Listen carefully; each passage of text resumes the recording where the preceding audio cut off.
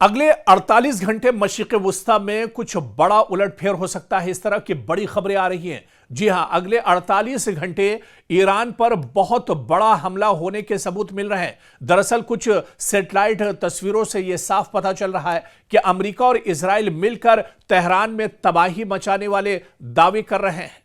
दरअसल इस तरह की खबरें लगातार सामने आ रही हैं कि आने वाले 24 घंटे ईरान के लिए बहुत मुश्किल होंगे या फिर आने वाले 48 घंटे ईरान की एक तरह से कमर तोड़ कर रख देंगे। ईरान के सुप्रीम लीडर को बहुत ज्यादा मुश्किलों और परेशानियों का सामना करना पड़ सकता है। लेकिन दूसरी तरफ ईरान है एक तरह से बेपरवाह, बल्कि यह कहा जाए कि ईरान की अब एक तरह से आदत सी हो गई है इस तरह की धमकियां सुनने की। पिछले 47-48 साल से लगातार ईरान की जो क़यादत है इसी तरह की धमकियां सुनती आ रही है, इसी तरह की पाबंदियों का सामना करती चली आ रही है, इसी तरह के जंगी माहौल एक तरह से ईरान के खिलाफ बनते रहे। मशरिक़ वुस्ता में जब भी माहौल खराब हुआ उसका असर ईरान पर पड़ा है। अमेरिका ने हमेशा ईरान के ऊपर पाबंदी बनाकर रखी है, इजराइल ने हमेशा ईरान के ऊपर दबाव बनाकर रखा है, लेकिन ईरान हमेशा से एक तरह से इन धमकियों से कभी डरा नहीं है।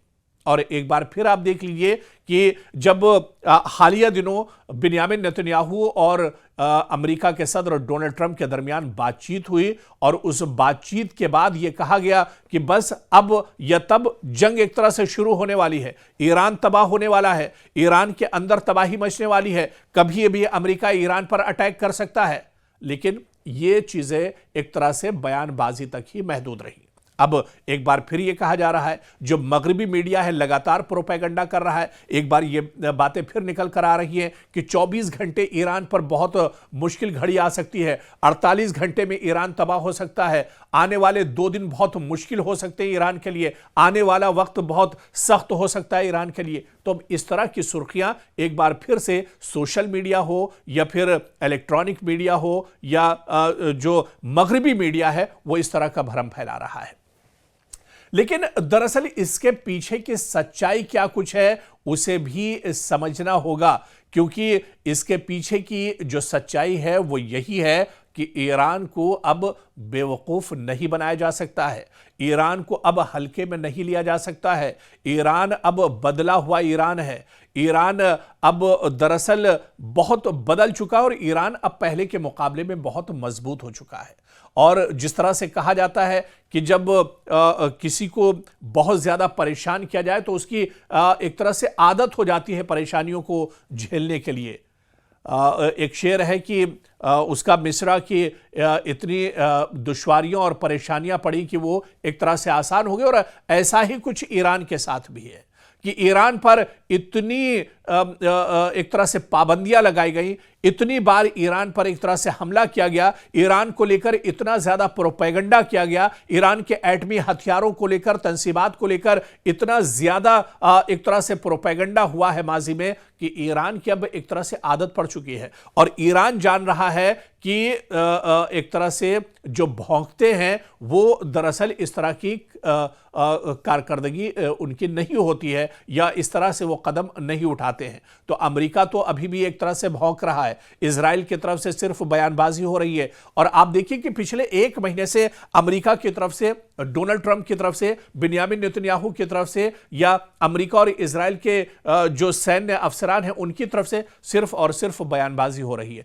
अब तक आखिर कोई कार्रवाई क्यों नहीं हुई? जब अब्राहम लिंकन अपनाए हुर्मुज में लंगर डाल चुका है तो फिर देरी किस बात की है? जब अमेरिका का B-2 बम्बर एक तरह से तैयार है हमला करने के लिए तो फिर देरी किस बात की है? तो इंतजार किस बात का अमेरिका कर रहा है? दरअसल इंतजार इस बात का कर रहा है अमेरिका कि बातचीत से ही बात बन जाए और कहीं दुनिया जिस तरह से पिछली बार की जो जंग हुई थी, दुनिया ने ईरान का जो रूप देखा था, ईरान के जो खतरनाक असलहे और हथियार देखे थे और सबसे बढ़कर ईरान के फौजियों का जो अज़्म और हौसला देखा था, उसे देखकर अब अमेरिका भी एक तरह से डरा हुआ है। अमेरिका भी इस बात से डर रहा है कि अगर मशरिक़ वुस्ता में जंग छिड़ती है तो उसका खमियाजा इजराइल को भुगतना होगा और मशरिक़ वुस्ता में जहां जहां अमेरिका के एयरबेस हैं उन्हें एक तरह से तबाही उठानी पड़ेगी। और अब ईरान की ताकत भी दुनिया के सामने एक तरह से निकल कर आ गई है। इजराइल भी अब ईरान की ताकत को समझ रहा है। और फिर जो हमने कई रिपोर्ट में तज़किरा किया कि अब जो मंजरनामा है, अब जो सियासी मंजरनामा है, वो भी दरअसल बहुत हद तक बदल चुका है। कई दुनिया की जो सुपर पावर ताकतें हैं, बड़ी ताकतें हैं, आज वो ईरान के साथ एक तरह से खड़ी हैं, मशरिक़ वुस्ता के साथ एक तरह से खड़ी हैं। और ऐसे में इजराइल और अमेरिका का अचानक हमला करना, या जिस तरह से बयान डोनाल्ड ट्रंप और बिन्यामिन नेतन्याहू देते हैं उस तरह से वो हमला करें, ये दरअसल अब अमेरिका या इजराइल के बस की बात नहीं रह गई है, या इतना आसान ईरान पर हमला करना अब एक तरह से नहीं रह गया है। इसी वजह से अब यह कहना कि 48 घंटे में हमला हो जाएगा, 24 घंटे में ईरान तबाह हो जाएगा, ये दूर की कौड़ियां हैं। और ऐसे में अमेरिका और इजराइल को सोचना होगा। बार बार दरअसल बिन्यामिन नेतन्याहू और डोनाल्ड ट्रंप की बैठक क्यों होती है?